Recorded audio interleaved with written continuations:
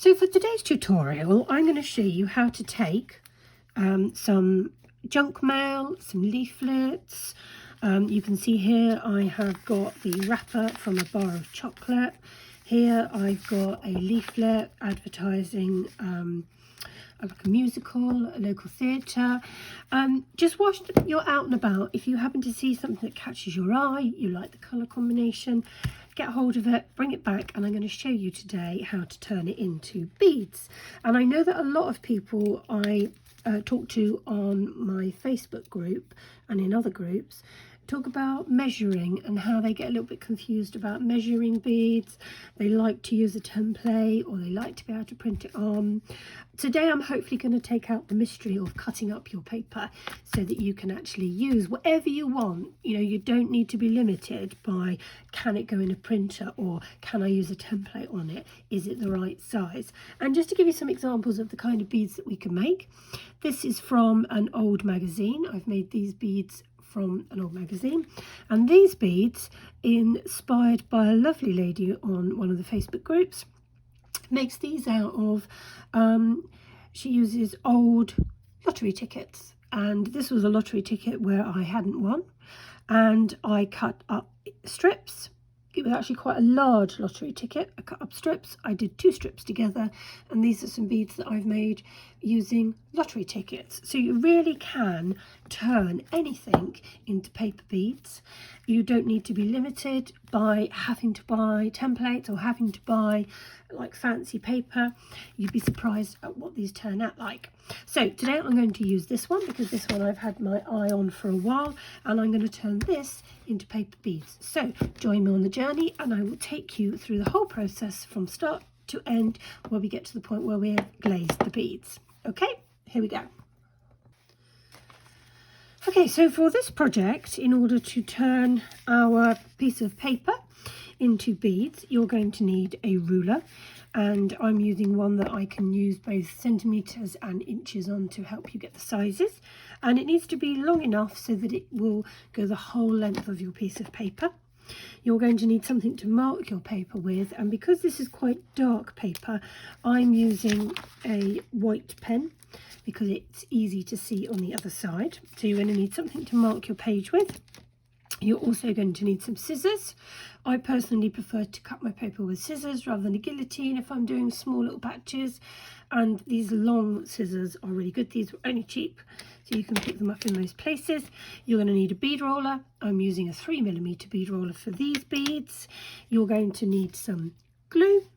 Just normal PVA glue will do, and then you're going to need something to seal your beads with. This is the particular glaze that I like, Decopatch Ultra Gloss Finishes number 2 sealing varnish, and you're going to need a paintbrush in order to paint or glaze on. I'm a particular fan of painting glaze on, and you are also going to need, which I haven't got in the picture, some cocktail sticks or some kind of sticks like bamboo skewers in order to hold your beads whilst they're being glazed. So without further ado, let's get to the part where we're actually going to mark up our page.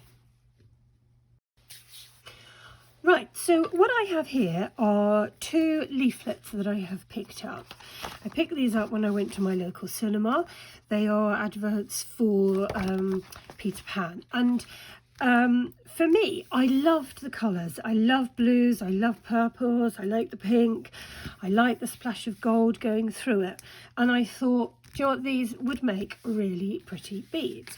And so it's always worth keeping an eye out for any leaflets, anything that comes through the door that you think, do you know what, I think I could probably make something out of those. So they've got stuff on both sides, but it's probably going to be this side is the side that I use to make the beads with, and this side is the side that I'm going to do my measurements on. Now, just having a look at this side, if there's anything on here that you think I don't particularly like, you can always change it. So the kind of thing that I'm thinking of is that actually I know that probably the beads in this part are going to be really colourful, and the beads on this part are probably going to have quite a bit of this white on it. So what I think I might do is I might actually just go through and just colour in this just to give it a little bit of extra colour. See what it does, just because I want it to kind of have, and then I might even do it just on this bit over here, and then I will let it dry. I might even do it on this bit over here. In fact, might even just do it across all of that. Sorry people, I'm sure you're lovely, no offence, but I'm just going to colour those in, just because I kind of don't really want as much of the white. I don't mind the sparkly white bits, but I don't want those bits as much showing through. So you can always just adapt it. I just think it's going to look better. So I'm going to let that dry for a moment, and then what I'm going to do is I'm going to come to the part where we're going to measure. So what you're going to need is you're going to need a ruler, and then because this is quite dark, I'm going to use a white pen, because if I'm trying to mark this with something that's not a white pen, it's going to be a bit tricky. So what you're going to do is you need to make some decisions about what you want your beads to look like, and you need to take into account the thickness of the paper, how many strips you want to roll together, whether you just want to come out with one bead at the end of it, whether you've got more paper to use. So I've got 2 of these, and if I really needed some more, I'm sure I could possibly, just looking at the date, yeah, it hasn't happened yet, so there's probably more of these around. If I really wanted to go and get some more, I probably could.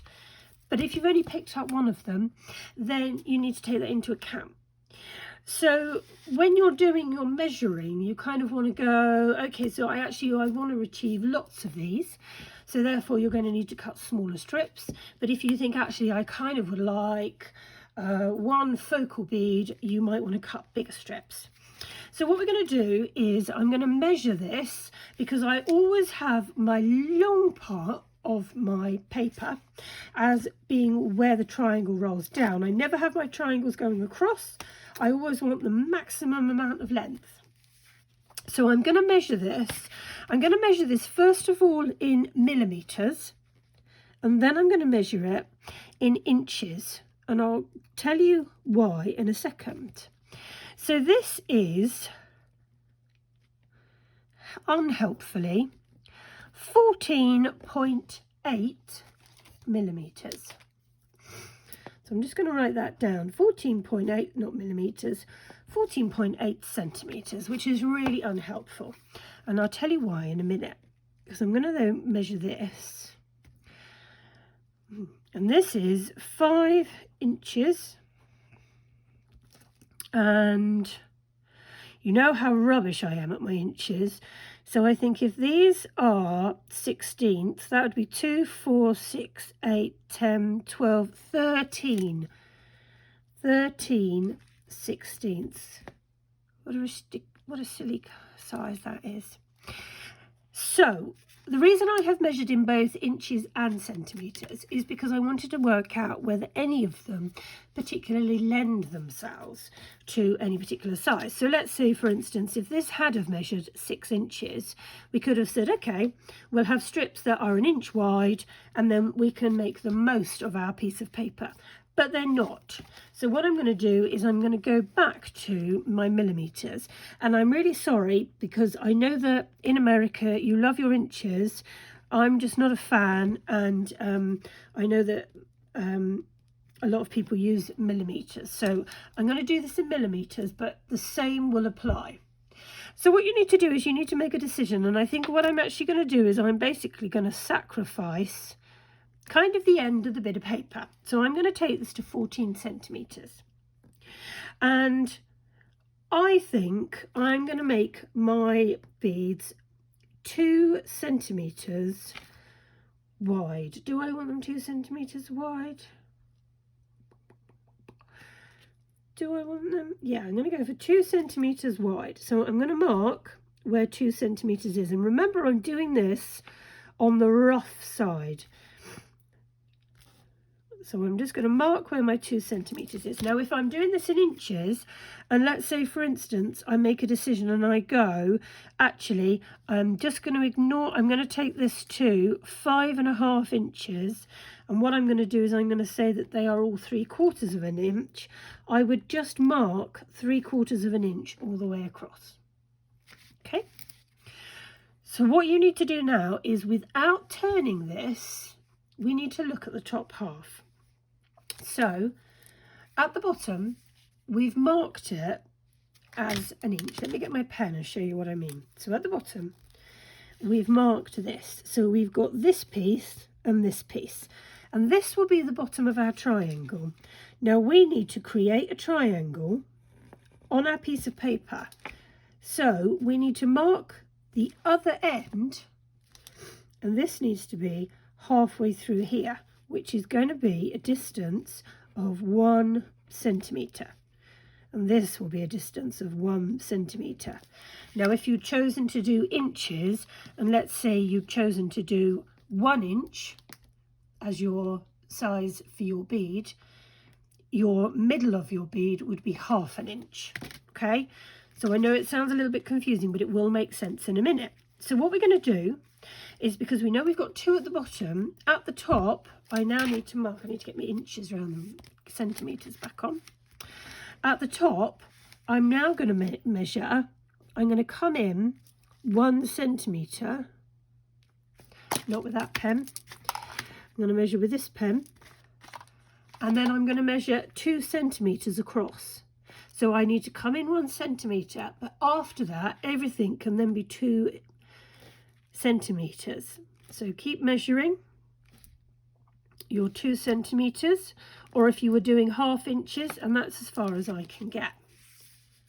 So there we go. So we've got 1 there. So what we need to do now is we need to start to draw our triangles. So line your ruler up with this end and line it up with the edge of this one, and this will be the starting point for our triangles. So I'm going to draw my line across, and then going to join the next triangle up like so. Draw a line like so, and then from here we go to the next one and draw a line, and then so on and so forth, and you can see that you join your triangles up. So we're going to make a series of triangles. Now this triangle at the edge, this will either be waste, or you can just make a little random bead with it. Don't ever throw anything away, because you always can. So what I'll do is I will go ahead and I will mark the rest of the page up, and then I'll come back when we're ready to cut. Okay, so there you go. I have marked out the entire page with my triangles, and it doesn't have to look beautiful on this side. Doesn't matter. My pen has slightly smudged. That does not matter. This is the side that matters. This side. It doesn't really matter either that my page is slightly, creased. That doesn't matter. I always think that actually, do you know what? You can always make something out of something. And so don't be kind of put off by thinking, oh, it's a little bit creased, because by the time you've actually rolled it and made a bead out of it, no one's going to see that crease. So what we need to do now is we need to cut our beads up. Now I would recommend that you get a pair of scissors. These are really old, and these were not expensive. These were like from like a pound shop or something, or Home Bargains or somewhere like that. These really were not expensive, and they've kind of been dipped in glue. They've got all sorts on, but do you know what? They cut well. So I would say long scissors. I have got short scissors, but I find for cutting out this, it's much easier to have long scissors. Now, if you wanted, you could put this into a guillotine and chop it in a guillotine. But I find it therapeutic to cut the page, if I'm honest. I quite like just sitting quietly with some nice music on, and it's just a kind of rhythmic action of just chopping up the pages. You know, no rush. Excited to see how these beads are going to come out. I'm just going to cut. And I'm going to make sure I put the ones I want to one side, the bit I don't want over to this side. And it really doesn't take that long. What, going to take 5 minutes at the most to chop this up? Probably not even that, 2 minutes probably to chop this up. With a good pair of scissors that will cut easily, it's probably going to take me 2 minutes to chop this up. And I'm not worried too much about being absolutely spot on. It is really forgiving if you're not 100% spot on. By the time you've put some glaze on this, if you've got a tiny weeny little bit that's not quite as accurate as it should be, nobody will ever know. So we're actually going to get quite a few beads out of this, I would imagine, because we've actually got quite a lot of strips. Now the next part that we're going to do is we need to make a decision. Well, I need to make a decision because whatever I do, you don't have much control over. So basically it's me. I'm going to make the decision. But if you were making these at home, you would make the decision. So what I'm going to do is, once I have chopped all of these up, because I've started now and I just can't stop, I find that I can't, so I could put this to one side and do the next part, but it would bug me. So I'm just going to have to chop these all up. We're going to roll one strip because I want to see how one strip rolls. I want to make a decision as to whether I want to roll one strip, 2 strips, or 3 strips. There we go, I've done it. So that bit is the spare bit. We will probably have 2 of those, so we'll just put those to one side and we'll probably use them for making another bead. So what I'm going to do is I'm going to get my bead roller, and today I'm going to be using a 3mm bead roller. And I am going to try with one strip, so making sure I'm on the right side. I'm going to try and roll a bead with one strip. So I want to see what it looks like.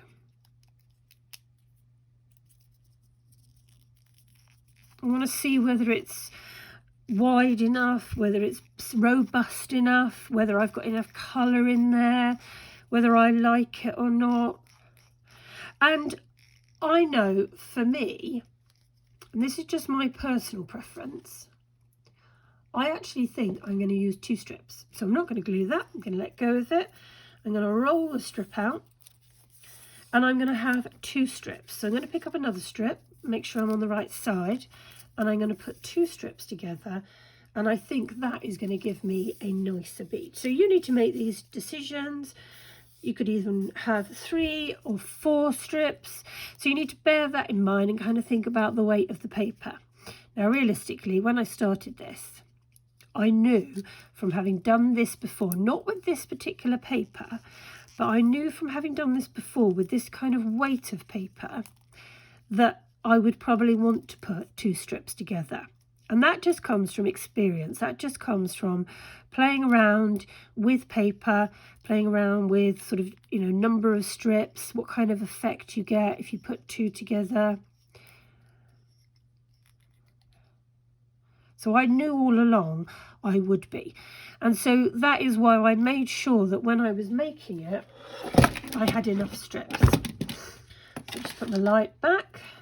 Just going to get some glue out. And these little silicone dishes are quite handy because PVA glue will dry really well in there, and then you can just pick it out. So I just need a little bit. You never need loads of glue for this. And then what I will probably do is get a little cocktail stick. Sometimes I have my little bottles, but I think my bottle's downstairs with my little needle nose glue in, needle nose bottles with my glue in. And then what I do is I take the rest of the glue around because it just helps to seal down any edges from where you've done your beads. Okay, so there we go. There is our first bead done. So what I'm going to do is I will just pop that off. and I'm going to show you once again rolling 2 strips together, so making sure I've got the right sides. And what I might try and do is get the bits at the edges that are a bit boring, and I might have the bits with the gold on the top. So I'm going to take those, match them up at the top, hold it with your hand at the bottom, pop it on the bead roller. Because this isn't that thick, it's easy, and roll. And what you want to make sure that you're doing, I've gone through this on several other videos, is just making sure that you keep your strips together. And because we're rolling a bicone bead, you just need to always be bringing it in towards the centre of your bead. So you want this end to end up being in the centre. So just keep rolling till we're near the end, and then get a bit of glue, pop it on both sides. So this is obviously the longer side. You really don't need much. A bit of glue on this side, likey so. Roll it round. Any excess glue that you get, you can just bring round as well.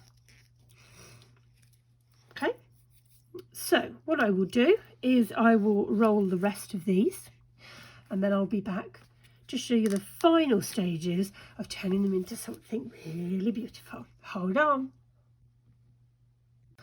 Okay, so I have made my beads, and I have, from that one piece of paper, I've managed to make 6 beads. But I also have 1 strip left. So what I will do is when I cut up the other piece, I will then make 6 more beads, plus I will also join the spare strip with this one to make a 7th bead. So I've got 6 beads at the moment, and what I'm going to show you is the next phase of colouring these or glazing these. And I do quite often get asked quite a lot of questions about glazing, how I glaze my beads.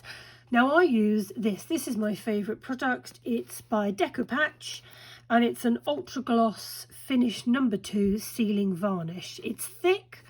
I am not a dipper. Well, I might dip one, but I don't dip strings of beads. I individually glaze my beads. So in order to do that, what you need is a selection of cocktail sticks. Now I've got a selection here of plastic ones and wooden ones. And you can use a variety. Now, the reason why I've got plastic ones, you might think, oh, that's not really eco-friendly, is that actually what I found is that these ones break. They break so often, and then they end up in the bin. Whereas these plastic ones will last me so much longer than these bamboo ones. And I think actually that is a better way to save the environment, is to have something that is longer lasting than something that is more disposable. So that's why I have some plastic ones. So what you need to do is you need to pop your beads onto a cocktail stick, and what I find is that 2 of them, just because I have done this so often, is I find that sometimes the plastic ones are thicker than the wooden ones, and so for this particular size, which is a 3mm, a plastic and a wooden one together is just the right size for these beads, this bead hole. So you're going to pop it on, and we'll get all of them sorted, and then I will show you how I glaze them. And I don't think that this is actually a really long-winded method. I never make mass-produced beads. All of my beads are in smaller batches. I never make loads of them, so for me this method works quite well.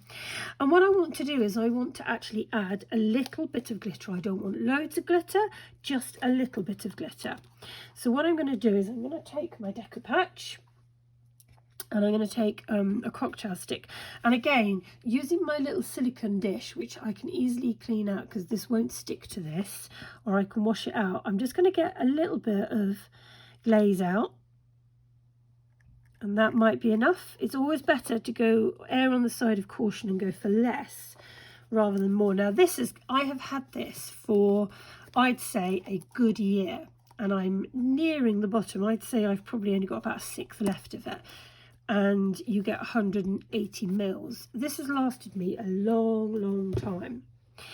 Okay, so what I'm also going to add is I've got some last little bits left of some eco glitter that I've got. I sell this on my website, but this is just one little mix that I made up myself, and I'm just keen to kind of use this up. So I'm just going to move that out of the way and tap it in, and I think this will work really well with these beads because they're recycled paper. You know, we're recycling this, otherwise these would just end up in landfill. So I'm going to mix my glaze in with my glitter, and I've got all sorts of colours of it available on my website,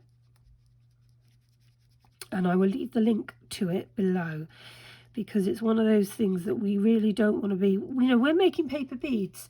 We are recycling, we're upcycling. The last thing we want to be doing is making more damage to the earth, when actually what we're trying to do is make things more eco-friendly. So what I'm going to do is I'm going to scroll in. I'm going to come in a bit so that you can see this. Okay, so with my paintbrush, I quite like this sort of size paintbrush, quite a flat paintbrush. I'm going to get some glitter, quite a lot. You'd be surprised how much you need. And I'm going to start from this end, and what I'm going to do is I'm going to go downwards. I'm going to paint downwards, because what I want to achieve is when you roll beads, especially when you roll beads with more than one strip of paper, is you get ridges in your beads. So let's just pop that on there for a second. You get ridges in your beads. Can you see the ridges? And you might like that look. And I like the look, but I don't like, I like the, how do I word this? I like the differentiation of the strips and the way that when you roll them, you get that differing look coming through. But I like my beads to be smooth as well. So by going downwards with your glaze, you're filling in those ridges with your glaze. And because this glaze is quite thick, you can already hopefully see a difference between the two. So I'll pop that one to dry. I've got a piece of Oasis here. I'll show you in the end. Hang on. So I want to get these glazed. Just keep an eye on the time. So I'm going to go downwards that one. Now your first go at glazing, you don't want to be putting loads on, but you just want to get a good coating on it. This is quite a thick glaze, so it won't tend to run too far. Pop that on there. Because I've scrolled in, I need to make sure that I am definitely on the camera. Again, so coming down this way, like so, and then coming down that way for your second turn. And this glitter that we've added is really subtle. You're not going to see loads of it, it's just going to give a little bit of a shimmer, which is what I wanted, because I didn't want to really completely take away from the lovely paper that we used. There we go.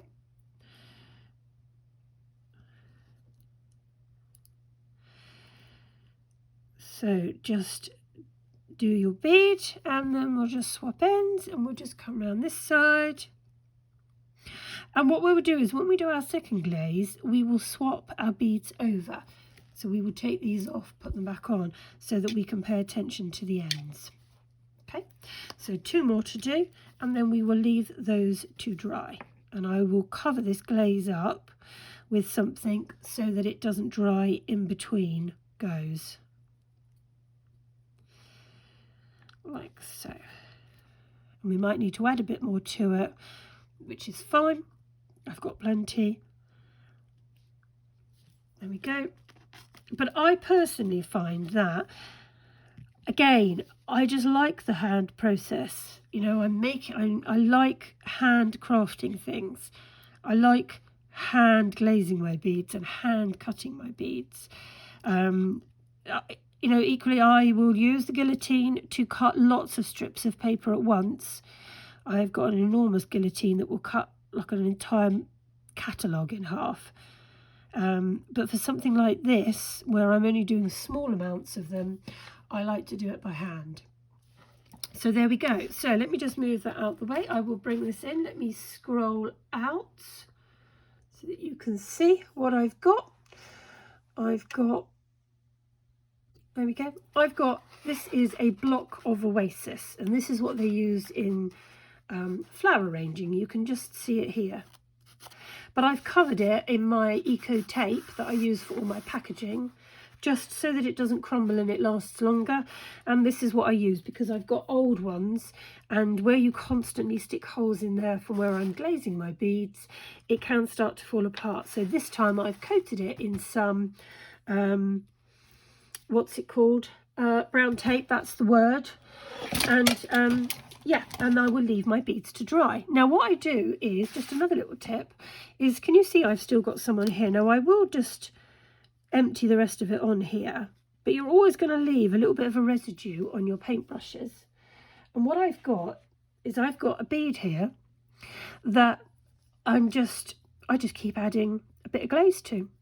I just keep adding it, and you know, I've no idea what it's going to look like at the end of it, but rather than waste glaze, I just keep adding it to it. So there's all sorts of colours on this bead, and you never know, by the end of it, it might look really pretty. At the moment it looks quite nice. I don't know if you can see what it looks like. It's quite red, quite unusual looking, but that's just my little tip. Rather than wasting any glaze, I am the world's worst at wasting things. So I'll just pop that one on there to dry with the rest of them. And I will be back when they are dried and we will do the second layer. Hold on.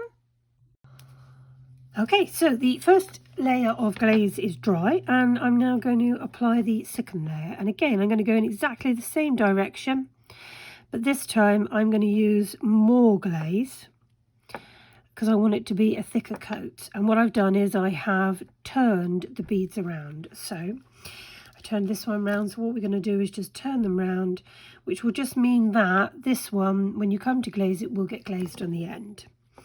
So I'm just going to apply a thicker coat of glaze. Make sure the ends are glazed at the same time. Pop it to dry, and I'm going to just put a little bit more glaze in here. In fact, because I'm not that fussed about my second layer actually having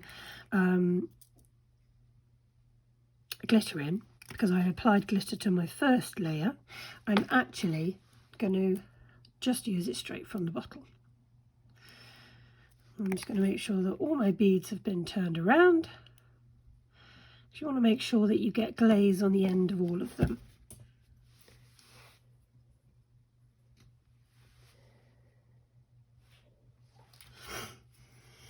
So this one I'm going to use more. So I've got a bead of glaze, and again we're going in an upwards direction to begin with, getting that glaze into all of the grooves. You'd be surprised at how much glaze these beads will actually take. And again, getting another blob of glaze, and again just coating the bead. And this one I want to make sure I am doing a thicker layer. First layer can just be a thin layer. That's just to get the ball rolling. This one, a thicker layer. Now you don't want to have so much on there that the bead starts to drip. So it's finding that balance with the glaze that you're using to make sure that you've got the right amount of glitter on there. So this is just the final layer of glaze that we're going to do. Again, that's probably a bit much. A bead of glaze, a bit like doing nails. Bead of glaze, pop it on, making sure that you're working it into all those grooves. Another bead of glaze for the top, working it round, making sure that you're looking at that area in the middle. Make sure you haven't got a build-up of glaze at all.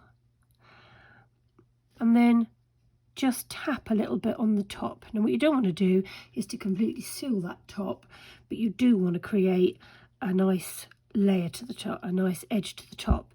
Now that's one thing that I think is quite hard to achieve if you do beads when you string them up to glaze them.